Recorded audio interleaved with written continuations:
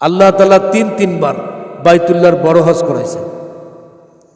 প্রথমবার যখন করি তখন মানে আমার ভিসা পাসপোর্টের টাকা নিয়ে এরকম পরিস্থিতি, কিন্তু আল্লাহ তাআলা নিজের অর্থায়নেই করাইছেন। দ্বিতীয়বার আমার মার বদলি করছে, আমার বাপ বসা, আমি নিজের টাকা দিয়ে করছি। তৃতীয়বার আল্লাহ তাআলা করেছেন, আমার বড় দুলা ভাই মারা গেছে, ওনার হজের ওসিয়ত ছিল, আমার ভাগনা ভাগ্নিরা মিলে আমাকে পাঠাইছে। আর ছোট হজ তো কতবার করছি মনে নেই, ওমরা হজ। মেরে মোহতারাম, আসুন এই জায়গায় এই ব্যক্তি কানতে কানতে তন্দ্রার মধ্যে আবার দেখতেছেন, তখন বললেন যে কিয়ামত পর্যন্ত যত হাজি আরাফার ময়দানে অবস্থান করবে, একজনের হলো আল্লাহ হজ কবুল করবে, আর ওই একজনের উসিলায় আরাফার সব যারা অবস্থান নিবে সবার হজই কবুল করবে। এখন আপনি যে বলেন ওর হজ হয়েছে, এখনো হজ করে আসে আমার আলঠালে, ও তো ছয়ধরা হাজি আমার এলাকা আছে, নাম বলে ছয়ধরা হাজি, মানে 30 কেজি দিয়ে 1 মনের দাম নেয়। আর ভাস্তের কাছে গল্প করে এই হজটা যদি আমি আরো 10 বছর আগেই করতাম তাহলে তো মেলা টাকা কামাই করতে পারতাম না। তাকে নিয়ে আপনি কটাক্ষ করেন না, আপনি নিজের চরকায় তেল দেন, আপনি নিজের চরকায় তেল দেন।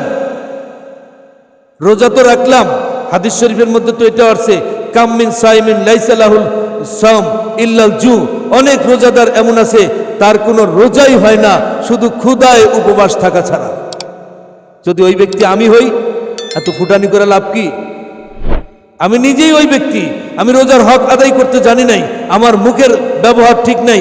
রোজার 6টা আদব আছে, বলে এই 6টা আদব সহ যদি কেহ রোজা রাখে তার রোজাই কেবল মকবুল। সেই রোজাদারদের জন্য আল্লাহ তাআলা জান্নাতের खुशखबरी শুনাইছে। হাদিস শরীফের মধ্যে আছে, अगर आसमान और जमीन को बात कहने की इजाजत दीते तो सबसे पहले ये बात सुना देते कि रोजादारों के लिए जन्नत है। আল্লাহ তাআলার মাখলুকের মধ্যে আসমান জমিন এটার যদি আল্লাহ তাআলা জবান দান করত, কথা বলার শক্তি দিত, সর্বপ্রথম আসমান জমিন এই কথা বলতো, যারা দুনিয়াতে রোজা রাখছে তাদের জন্য আল্লাহ জান্নাতের ব্যবস্থা করছে। আপনি রোজাদারকে নিয়ে কটাক্ষ করবেন কেন? উনি গরিব মানুষ, উনি মাঠে ঘাটে খায়, ইফতারি ঠিক মতো করতে পারে নাই, সাহারি খাইছে খায়নি, কিন্তু আল্লাহর ভয়ে উপবাস থেকে রোজা রাখছে।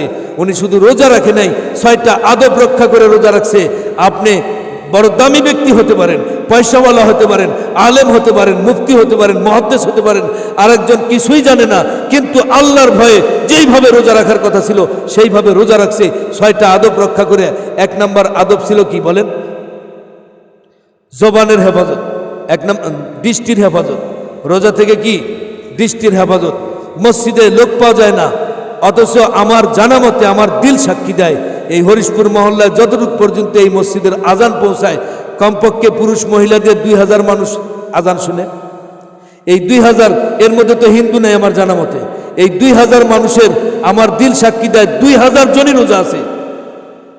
কথা বলেন, কিন্তু 2000-এর মধ্যে আপনি ডিলেট করেন 1000 পুরুষ 1000 নারী। 1000 পুরুষ কি মসজিদে আসে? কিন্তু রোজা রাখতেছে আলহামদুলিল্লাহ। কিন্তু আমি একটা লক্ষ্যে যাওয়ার জন্য বলছি, রোজার যে 6টা আদব তার মধ্যে 1 নম্বর দৃষ্টির হেফাজত।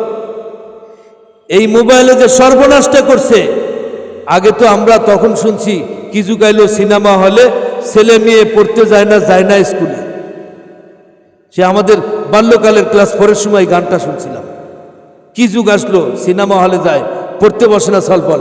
আর এখন সিনেমা তো আমাদের পকেটের মধ্যে। কথা বলেন, এখন টিকিট কেটে সিনেমা দেখতে হয়। সিনেমার সবকিছু এখানে অফিন করলে আপনি 10 বছর আগে যেই সিনেমা দেখছেন সার্চ দিলে ওটা চলে আসে হাতের মধ্যে। তাহলে আমরা কোন যুগে পড়ে গেছি? আমাদের দৃষ্টির হেফাজত ঠিক আছে? তার জন্য জান্নাত জান্নাত জান্নাত জান্নাত, আমার দৃষ্টি ঠিক আছে। দ্বিতীয় নাম্বারটা হলো জবানের হেফাজত। জবানের মধ্যে মুখও আছে, আমার পানাহার ঠিক আছে। তৃতীয় নাম্বার কানের হেফাজত। এই 3টার উপরেই আলোচনা করে শেষ করে দিব।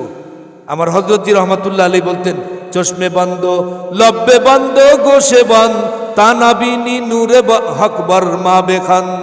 ও আল্লাহর বান্দা, আল্লাহর বান্দি, তোমাদের 3টা জিনিস আছে সবার পৃথিবীতে। আমরা যারা অন্ধ না, যারা বধির নয়, সুস্থ, তাদের 3টা জিনিস আছে।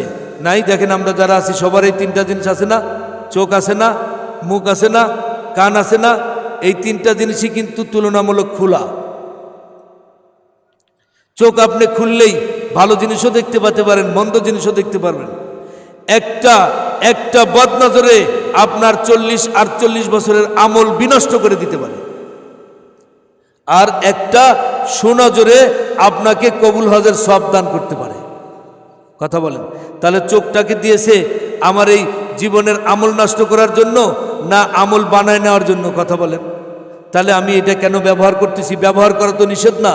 ছেলে আমেরিকা আছে, তার সাথে কথা বলতেছি, বলা যাবে। এটা আজ থেকে 20 বছর 50 বছর আগে সেই চিঠি ডাকপিয়ন কখন পৌঁছাবে, 10 দিন চিঠি যেতে লাগতো, আবার 15-20 দিন পরে ওটা রিপ্লাই হতো। আর এখন তো 20 সেকেন্ডের মধ্যে ছেলে একটু পায়ে উষ্টা লাগছে, আমেরিকা বলছে আব্বু আমি না এই যে চলতে লেগে খেয়াল করতে পারি নাই, লিফটে উঠতে যায় ঝুলন্ত লিফট পড়ে যায়, আব্বু আঙ্গুল কাটে গেছে। 1 মিনিটের মধ্যে খবর বললো না, বা আব্বু মারা গেছে আমেরিকায়, খবর পাইছে 1 মাস পরে। আজ আল্লাহ এত সহজ করে দিয়েছে, এটা তো সহজ করে দিয়েছে, কিন্তু আমরা এটা নিয়ে ভালোর দিকে আগাইছি না মন্দর দিকে আগাইছি? এই জন্য মেরে মোহতারাম, আমি কিন্তু এখন যে কথাগুলো বলতেছি, রমজান আমাদের কি উপহার দিল? আমরা রমজানে উপহার নেই। 6টা আদব ছিল রোজার, তার মধ্যে একটা ছিল দৃষ্টির হেফাজত। আমরা কি দৃষ্টির হেফাজত করতে পারছি? 2 নম্বর ছিল জবানের হেফাজত, আমরা কি সেই জবানের হেফাজত করতে পারছি? 3 নম্বর ছিল কানের হেফাজত, আমরা সেই কানের হেফাজত করতে পারছি? শেষ রাত্রিতে রোজা রাখছি, একদম ঘড়ি দিকে টাইম দেখে, আমাদের মাদ্রাসার ক্যালেন্ডারের মধ্যে চাষের টাইম, স্টাকের টাইম, সেহরির শেষ সময়, সেহরির শুরু টাইম, এগুলা সব দেওয়া আছে। দেখে দেখতেছে নাটোরে আজকে সাহারি হবে 4:41 টাইম শেষ। একেবারে 3:30টায় উঠা ব্রাশ করছে, করে নাই, যেটি করুক তার আমল সেরে তারপরে খাইতে বসছে, খাইতে খাইতে খাইতে খাইতে এই পর্যন্ত ঢুকাইছে। 3 মিনিট বাকি আছে, কয় না রে এখনো খাওয়া যাবে। আরে আমার তো গ্যাসের ট্যাবলেট আর এই প্রেশারের ওষুধটা তো খাই নাই, লিয়া পানি লিয়া, আবার নিয়ে এসে ওইটা তো এই পর্যন্ত আসে না, এই পর্যন্ত ভরছি, যে টাঙ্কি লোড করছি, গাড়িটা চট্টগ্রাম যাবে আবার ঘুরে আসবে, জ্যামে না পড়লে কিছু মালিক আছে না রিজার্ভ টাঙ্কির মধ্যে করে তেল তুলে দিয়েছে, ও যেন আবার আলাদা জায়গায় টিপটুপ না মারতে পারে, একদম কক্সবাজার থেকে আবার ঘুরে আসে নাটোর পাম্পেই তেল নিবে। কথা বলেন, এই রকম ভাবে লোড করছে রোজাদার, যে সাহারির সময় আগামী ইফতারের টাইম হবে 6টা এততে, ইফতার হবে 6:35 কথার কথা, আর এখন 4:41 আমার এটা লোড করতে হচ্ছে। এমন অবস্থা দাঁড়ায় গেছে, এটা রোজা হয় না। ওইটার ব্যাপারেই বলছে কামিন সাইমিন লাইসালাহুল সাওম ইল্লাল জু। অনেক রোজাদার আছে, ওরা শুধু রোজা রেখে রোজায় কষ্টই করছে, ক্ষুধায় কষ্টই করছে, কিন্তু ওটা রোজা হলো না। যেই রোজার প্রতিদান আল্লাহ নিজে বলছেন আসসামুলি ওয়ানা উজিজা বিহি ওয়ানা উজিজিয়া বিহি, রোজা আমার, আমি তার প্রতিদান। মেরে মোহতারাম, আসুন, আল্লাহ যদি তার প্রতিদান হয় তাহলে আমরা প্রতিদান কিভাবে গ্রহণ করলাম? আল্লাহ প্রতিদান কি জন্য? বলে আল্লাহ তাআলা তিনি খান না, পানাহার করেন না। আল্লাহর এই সিফতটা আল্লাহর বান্দা অর্জন করবে। সাহাবীরা শুনেছেন রমজান মাসে 17 রমজান ছিল, ঐতিহ্যবাহী ঐতিহাসিক বদরের যুদ্ধ 17 রমজানে ছিল। সাহাবীদের সামনে সাহারি কি ছিল? 1 খেজুর 2 জন বা 3 জনে খাইছে। কয়জন? আর বদর নামক কুয়া, বদর একটা কুয়ার নাম, যারা বদর গেছেন তারা দেখছেন, সেই কুয়া আজও আছে। সেই কুয়ার পানি এখন তো কুয়া সুন্দরভাবে পাটপুট দিয়ে সিস্টেম করছে, তখন কুয়া মানে গর্ত ছিল, আমাদের দেশের গাড়ি পুকুর এরকম। ওই পানি চল দিয়ে খেয়ে আর একটা খেজুরের 2 ভাগের 1 ভাগ, অর্ধেক 3 ভাগের 1 ভাগ খেয়ে সাহারি করছে, আর 1000-এর মোকাবেলায় যুদ্ধ করছে। এই মুসলমান, আমরা যেই মুসলমানের দাবি করি সেই মুসলমান। আজকে সালাহুল মুমিনিনা দোয়া করতেও ভুলে গেছি। আমরা নেটের সামনে দেখতেছি আমেরিকার ধনকূপের মধ্যে আগুন জ্বালা দিছে, আল্লাহ তাআলার গজব চলতেছে, তারপরে আপনাকে মসজিদে আসতে দেখা গেল না। আপনি হাই হুতাশ করতেছেন আর ফেসবুকে স্ট্যাটাস দিচ্ছেন, ঠিক আছে চালাও চালাও চালাও। এইটা বলছে সালাহুল মুমিনিনা দোয়া, বলে কিছু করতে পারলাম না, এখান থেকে একজন রোজাদার যদি আল্লাহর এই 6টা আদব রক্ষা করে, রোজার 6টা আদব রক্ষা করে যদি আল্লাহর কাছে দোয়া করে, আল্লাহ গাজার মধ্যে আমার মুসলমান ভাই তাদের কোনো অপরাধ নাই, তাদের উপরে থেকে বোম মারতেছে, মিসাইল মারতেছে, আপনি রক্ষা করেন। হাদিস শরীফের মধ্যে আসছে কোনো অপরাধের কারণে কোনো জমিনের প্রতি আল্লাহ তাআলার ওয়াদা ভেঙে গেছে, কবিরা গুনাহ হয়েছে ওই জমিনে, সঙ্গে সঙ্গে জমিনে আল্লাহ তাআলা আযাব পাঠায়। কিন্তু সেই বস্তির মধ্যে কোনো ছেলে মানুষ বা কোনো মেয়ে মানুষ, কোনো জুয়ান বা কোনো বৃদ্ধ, তারা দোয়া করতেছেন কোনো সময় যে আল্লাহ আমাদের গুনার কারণে আপনি আমাদের বস্তির উপরে, আমাদের মহল্লার উপরে, আমাদের এই হরিশপুরের উপরে, আমাদের এই এলাকার উপরে আপনি গজব দিয়েন না। আল্লাহ এই বান্দাবান্দির দোয়াটা কবুল করছে, ওই দিক থেকে আযাবও আসছে। হাদিস শরীফের মধ্যে আসছে এই দোয়া আসমানের দিকে উঠতে থাকে আর আযাবটা নিচে নামতে থাকে। এক পর্যায়ে এক জায়গায় হওয়ার পরে এই আযাবকে যেখান থেকে আল্লাহ তাআলা পাঠাইছে ওই জায়গায় ওই দোয়া আযাবকে নিয়ে যায়, প্রতিরোধ করে দেয়। সুবহানাল্লাহ। দোয়াটা পর্যন্ত মুসলমান ভুলে গেছি। ইফতারিকে সামনে রেখে যে একটু কথা বলবো, বাড়িতে যেদিন ইফতারি দিয়েছি সেদিন তার বাপ মূর্তি দেখলে মাথাই খারাপ, মনোজাত করতে লাগলে এই মনোজাতে তো দড়ি পাকায়, মনোজাতও জানি না মুসলমান আমরা, মনোজাত করতেছে, এই এদিক কলা পায়নি, এই এক জিলাপি দে, হ্যাঁ মনোজাত করতেছে। আল্লাহর কাছে চাওয়া শিখি নেই মুসলমান।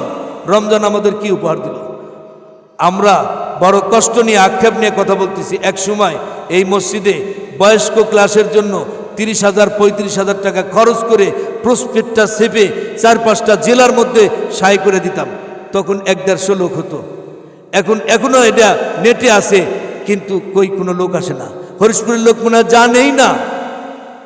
আল্লাহ হায়াত দিয়েছে, প্রত্যেকটা সেকেন্ডের হিসাব আপনাকে, লা ইয়াজালু কাদামাহু বানি আদম, আদমের সন্তান এক কদম সামনে বাড়তে পারবে না যতক্ষণ না পর্যন্ত 5টা প্রশ্নের উত্তর না দিবে। আলি উমরিহি ফিমা আফনা, 1 নম্বর মেসেজেই চলে যাবে তোমার হায়াতের জিন্দেগি কোন কাজে ব্যয় করছো। রোজা থেকে আপনি হুইল বর্ষি নিয়ে সরকারি পুকুর পুষ্করণীর যায় মাছ মারতেছেন, জোহর কাজা, আসর কাজা, মাগরিবের আগ দিয়ে আসিয়া ইফতার করে মাগরিব কাজা, তারাবি 20 রাকাত না 8 রাকাত, কয় রাকাত ওটা জানেনি না, পড়েনি না, রোজা রাখেন, মানুষের পুকুরে মাছ মেরে খান। কত রকম মুসলমান দুনিয়াতে আসি, এটা আমাদেরকে শিক্ষা দিতে পারলো না। আল্লাহ তাআলা আমাদেরকে মোত্তাকি বানানোর জন্য রমজান মাস দিয়েছিলেন। রোজা যদি ওইভাবে বাকি 2-1টা যে রোজা আছে একটু চেষ্টা করি, 1-2টা খেজুর খায়, 1 গ্লাস পানি খায়, একটু রোজা থাকি তো। এই কয়েকদিন আগের ঘটনা, এই মোহাম্মদ ভাই সাহারির টাইমই পেল না এখানে খানা আনতে, 1 গ্লাস পানি খাইছে। আমি ওনাকে জিজ্ঞেস করব, আপনার ওই দিন রোজার ভালো গেছে না খারাপ গেছে? সব থেকে ভালো গেছে। কিন্তু আমরা আর রোজা ওইভাবে যদি আপনি রাখতে পারেন তাহলে এই শরীরের হক আদায় হবে। শুরু রমজানে আপনি মাপছিলেন 76 কেজি ওজন, আর রমজানের পরে ঈদের দিন বিকালে আপনি মাপবেন, খেয়ে মাপেন আর না খেয়ে মাপেন, দেখবেন যে আপনি 66 কেজি হয়েছেন, 10 কেজি কমছেন। তাহলে বোঝা যাবে রোজা হয়েছে। আমি কি ভুল বললাম? কিন্তু রোজায় দেখবেন চেহারা পরিষ্কার হয়ে গেছে। এটা বলবো আমরা পাম্পটি দিয়ে, আল্লাহ নূর দিছে আপনার চেহারা, নূর দিছে না। 11 মাসে যা খায় নাই, 11 মাসে কোনোদিন আপনি 2000 টাকা কেজির খেজুর কিনছিলেন? 2000 টাকার খেজুর, কত দামি দামি খাবার আপনি সংগ্রহ করছেন, শরীরে আজার লাগাইবে না। একজন খ্রিস্টান ডাক্তার সে স্ট্যাটাস দিয়েছে যে মুসলমানদের রোগবালা কম কেন, যদি একটানা 1 মাস কেউ যদি ডায়েট কন্ট্রোল, মুসলমান যেইভাবে রোজা রাখে, শব্দই লেগছে, মুসলমান যেইভাবে রোজা রাখে ওইভাবে সাহারি করে যদি একটানা 1 মাস ডায়েট কন্ট্রোল করতে পারে, তাহলে তার শরীরের মধ্যে যত ব্যাকটেরিয়া আছে সব নষ্ট হয়ে যাবে, কোনো মেজর কোনো অসুখ বিসুখ তার শরীরে থাকতে পারে না। আজকে এত রোগবালা আমাদের কেন? কথা অনেক ছিল, মহতারাম সময় শেষ হয়ে গেছে, আপনারা আসতে দেরি করেন। আমি আপনাদের খেদমতে ফিতরা এটা হলো নির্ধারণ হয়ে গেছে, সবাই জানতে পারছেন, 110 টাকা বা 115 টাকা। তবে সবসময় খেয়াল করবেন, ফিতরা দেন, জাকাত দেন, গরিবের হককে সামনে রেখে দেওয়ার চেষ্টা করবেন। যারা জাকাত দিয়েছেন, শাড়ি কিনা, লুঙ্গি কিনা, এটা কিনা, সেটা কিনা, লাচ্চা কিনা, অমুক কিনা, তমুক কিনা, একটা লোক অসুস্থ, তার ওষুধ খাওয়ার দরকার, আর আপনি লাচ্চা 1 টন তার বাড়িতে দিয়ে আসছেন, ওই লাচ্চা খাবেই না, আর চিনি খাওয়া নিষেধ। কথা বলেন, এটা জাকাত দিয়ে আপনি তার উপকার করছেন না ক্ষতি করছেন? হাদিয়াও যদি কাউকে দেন, আপনি টাকা দিবেন। আপনার জামাইকেও যদি দেন, আপনি সুন্দর করে সাফারি বানালেন, কিন্তু ওটা জামাইয়ের পছন্দই না, 10,000 টাকা খরচ করে বানিয়ে দিয়েছেন, এটা লাভ হলো? এরকম জাকাতের ক্ষেত্র একটা মানুষ অরিজিনাল যারা গরিব আছে, যারা জাকাত তালাশ করতেছে, এরা যদি শাড়ি লুঙ্গি খুঁজে থাকে, কেউ 10টা 20টা পাইছে কিন্তু একটাও পরার মতো না, ওইটা দিয়ে আরো আর ইজ্জত নষ্ট করে দিয়েছেন। ওটা আপনি কোনোদিন পরেন নাই, সেটা পরার জন্য দিয়েছেন। এই জন্য জাকাত বা সাদকা যেটি আপনি দিবেন, অর্থটা তার হাতে তুলে দিবেন। এই আমার শেষ কথা, অর্থটার হাতে তুলে দিবেন। এবং ফিতরা এটা সবার জন্য, যে ফিতরা গ্রহণ করে গরিব, সেও যেন তার ফিতরাটা দিয়ে দেয়, এটা আল্লাহর হুকুম। আল্লাহ তাআলা আমাদের সকলকে বলা এবং শোনার চেয়ে বেশি আমল করার তৌফিক দান করেন।